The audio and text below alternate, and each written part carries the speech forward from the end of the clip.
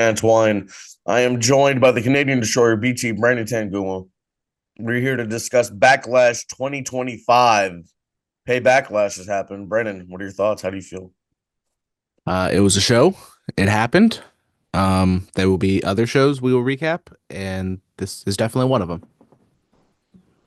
Let's start. Let's start with the first match. The Commander and Oos defended the United States Championship. Am I correct? Yes, Fatal Four Way. Uh, Jacob Fatu defending against LA Knight, Damian Priest, and Drew McIntyre. This one went 17:55. Pretty much what you would expect, Uh, Fatu and LA Knight kind of pairing off, Priest and McIntyre pairing off, and then everyone else kind of intermingling occasionally. And Priest and McIntyre go over to the production area that just happens to have, a nice big tall ledge and a couple tables for them to jump through. Well, that's at every show. Of That's course, yeah. With just random things of garbage on the table so it can fly up and it look visually cool. it's that's a they have those at every show. hmm Um, and South of Heaven, through the two tables, there was a scare that Drew McIntyre might have banged his head on the concrete floor. Seems as though he's okay, so good for that. But so them two get knocked out, and so it just comes down really to LA Knight and Jacob Fatu, and the rumors are true. Despite him teasing retirement, Jeff Cobb made his appearance on WWE to cost LA Knight and to help Jacob Fatu. Fatu did not seem very in tune with this decision. Solo was also there as well, and Fatu takes advantage and pins LA Knight to get the win. So once again, we got another, I guess, member of the new bloodline. I Well, don't the know new how to. bloodline doesn't exist anymore. I know, but Jeff Cobb, once again, another friend of the podcast, APW legend, is in WWE. So you just love to see that, and I wonder, what he's going to do because it almost, no disrespect to Jeff Cobb, but he is similar to Jacob Fatu, but Fatu, I would still say, is the best out of everybody in this new bloodline iteration. So where does Cobb fit into all that? I don't know. We have to wait and see. Is he just Well, strictly a foil for Fatu, or is he going to get a little I bit? mean, let's get into it. Fatal four-way U.S. title match, chaos all around. Shout out to Jacob retaining. Yes, Jeff Cobb, the powerhouse from New Japan, former Ring of Honor television champion. Him and Jake battled out here in APW once upon a time for that Universal Championship back in the day. So great to see Jeff Cobb, another guy that grinded out here, really worked hard out here to make it to this level. So congrats to him. You love to see it. Um, Solo, he has people in the cut. You can tell. Even if go listen to the Raw recap podcast with Megan Rand, Sam Roberts, or to the WWE podcast. Jake, he talked about it a little bit. He didn't really get into it, but he was thrown off by it as we saw with his face. But man, Jeff Cobb, I mean, he's a powerhouse. Not to mention one of the great amateur wrestlers. Wrestled for Guam in the '04 Olympics. So yeah, this is gonna be very interesting to see what he brings to this WWE style and to the brand, and what is his relationship with Solo. I mean, everybody's like, oh, a new member of the Bloodline. That's not this. The Bloodline, it's done. It's over. It's it is completely disbanded now. It's just Solo's just bringing in soldiers now. He knew they needed help, so he called upon Jeff Cobb. Yeah, and it definitely does seem that there is going to be a split between Solo and Fatu. When they're going to pull the trigger on that, who knows? Is it Fatu and Solo first, then Cobb? Is it Cobb then Solo? Um, but I mean, like you said, the history that Fatu and Cobb have here in the Bay Area, it is fun to see them in WWE and to see if they can do anything. Uh, what their plans are, because obviously they're going to wrestle eventually. I just don't know when and where. But that's half the fun is waiting to see what's going to happen. Absolutely. Next match. We get the lone women's match on the card, and it is a intercontinental championship match for the women's title. So no world titles for the women's on this one. Lyra Valkyria defends against Becky Lynch. This one goes 18 minutes 45 seconds, and Valkyria wins with the roll up.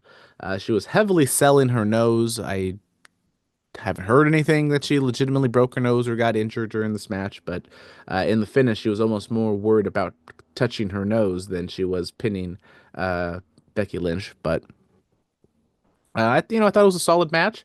The crowd heat wasn't really there, but then I think the ladies got the crowd behind them towards the end. A little bit of a convoluted finishing sequence with Becky bringing in the chair and then the referee and the turnbuckle pad and the referee trying to fix the turnbuckle pad when that literally never ever happens in wrestling, and some other shenanigans towards the end. But overall, I thought it was a solid match.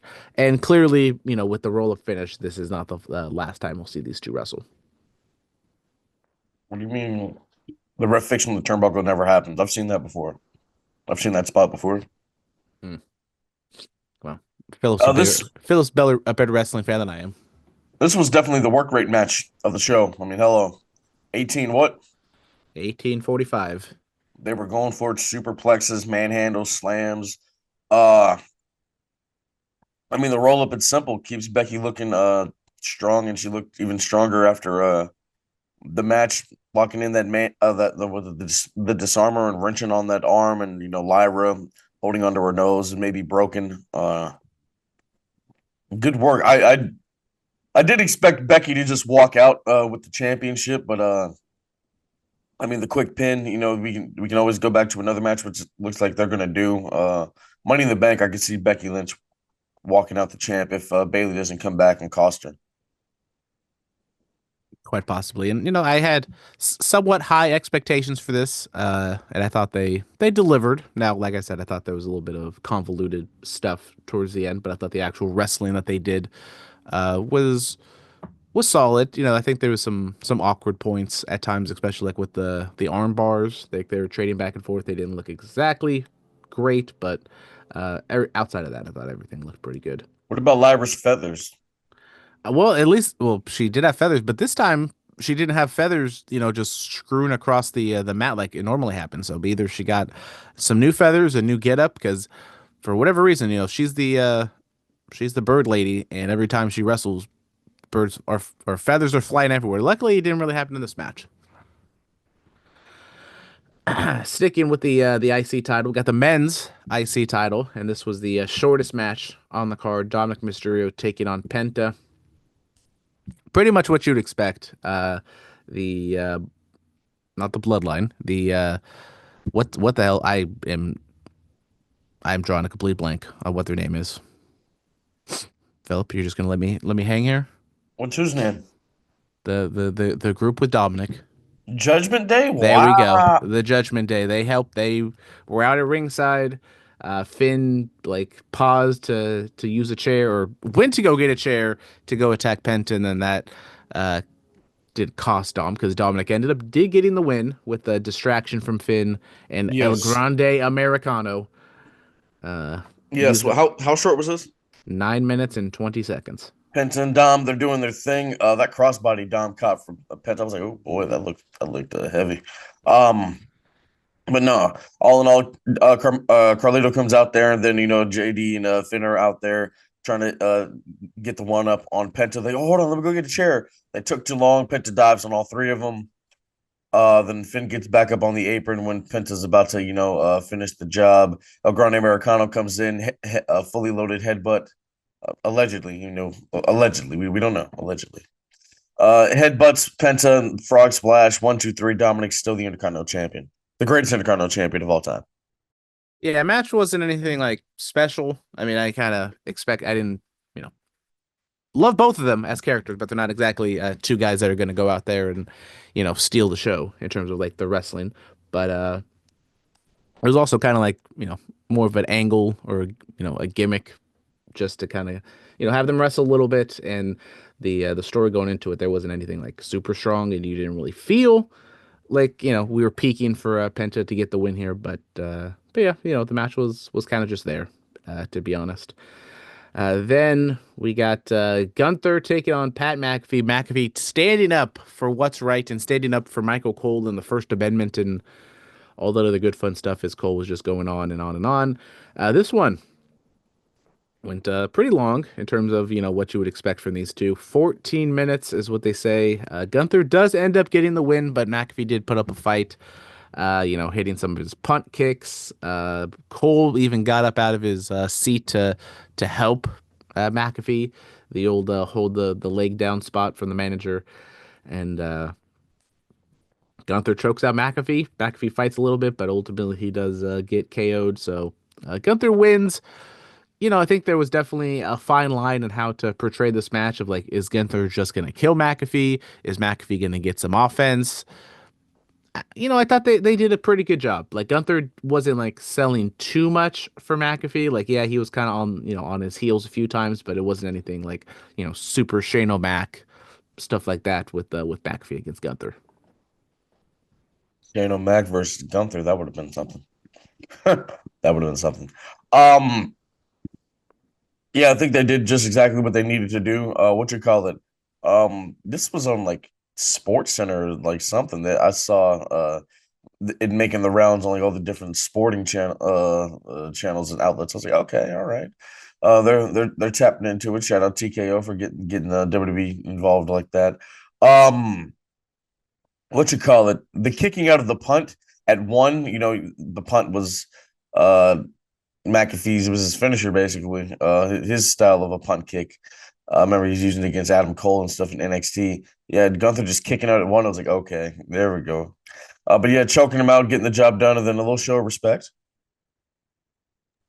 Which was interesting. Like, I don't know why they because we remember last year, late last year, they were kind of hinting towards a Gunther babyface turn, and it wasn't really clicking. And then luckily they did kind of abandon that, and they went back to more of the ring general, I'm better than you heel. And maybe they're going back to a face turn for Gunther, or maybe it was just strictly what it was. It was just Gunther just kind of a little hat tilt to McAfee, a little show of respect, but he's still going to be a dick to everybody else, which he was kind of that on Raw the next day. Yeah, yeah, he was. Never change, Gunther. Never change. And that's main event time. Feeding a generation, as Philip would say. Now it's not my generation, but it's his generation. I got this. I got this.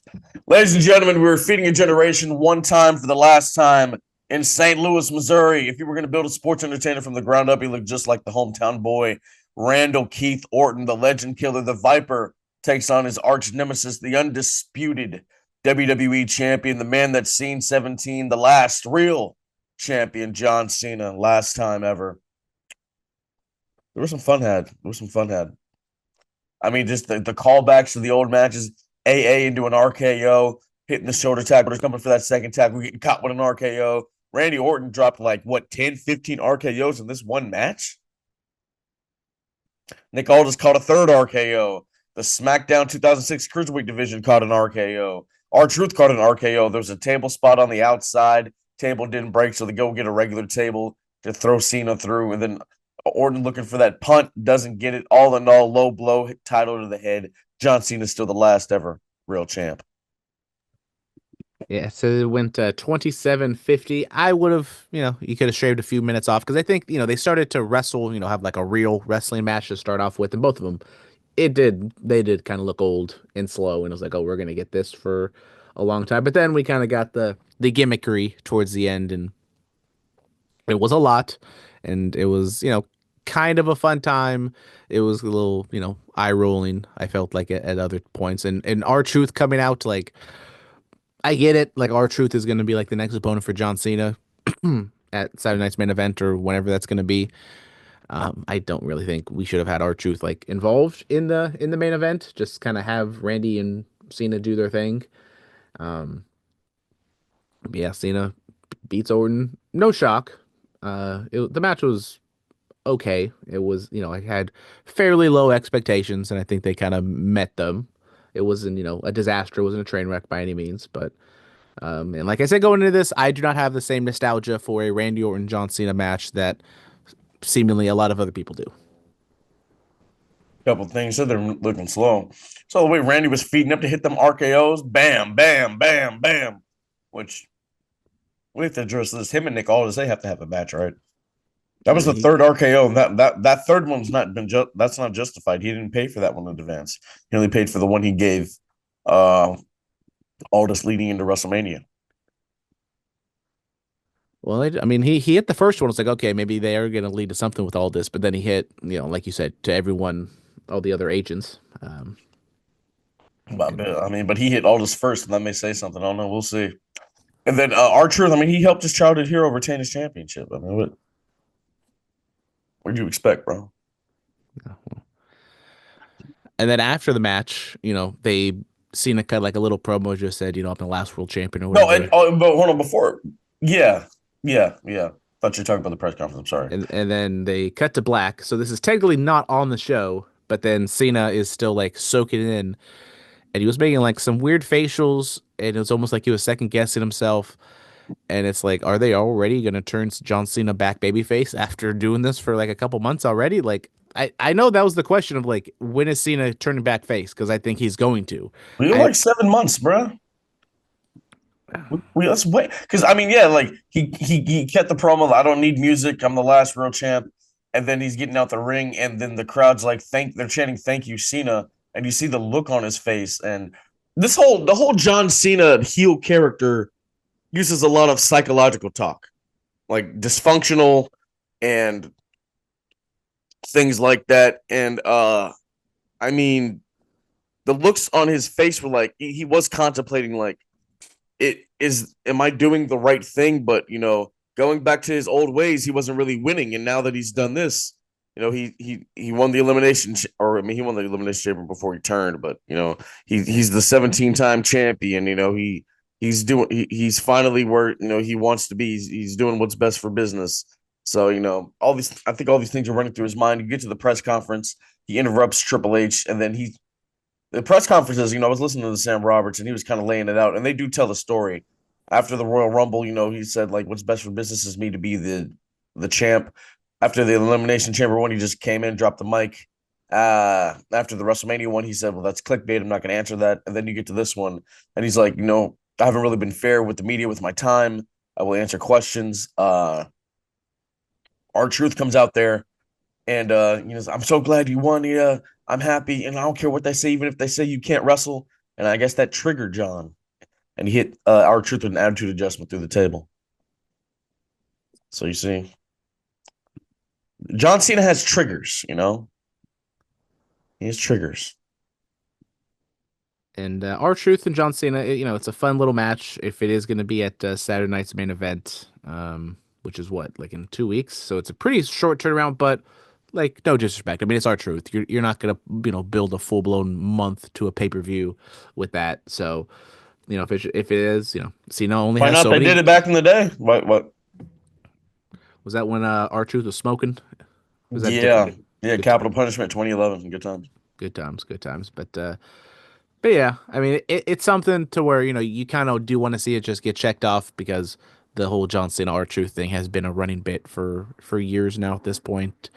Um, and you look around and like how many matches can Cena really get out of this run? Like, obviously we're gonna run it back with Cody, I think, CM Punk, and then kind of like outside of that, I think it's a toss up on what you do with this John Cena character. I mean, I'm sure we'll get an AJ Styles match. We'll get these matches, man. And Mr. John Cena Sr. spoiled, even though it doesn't really seem too much of a spoiler, that John Cena's last match will be in Boston at the TD TD Garden. Garden. Yeah, it's the TD Garden. Yeah, one of the it's one of the better gardens. It's not Madison Square, but it's a great garden. Yeah. Well, so December we gonna go to the TD Garden.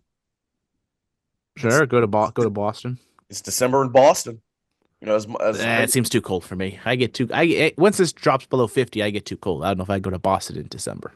why not, bro? It'll be in indoors. It won't be outside. I won't be in a stadium or a baseball field, which would be cool. That'd be a cool scenery, but it won't. Maybe we'll see what happens. We will see what happens. I would like to see John one last match on this run. I would like to be there for at least one of them.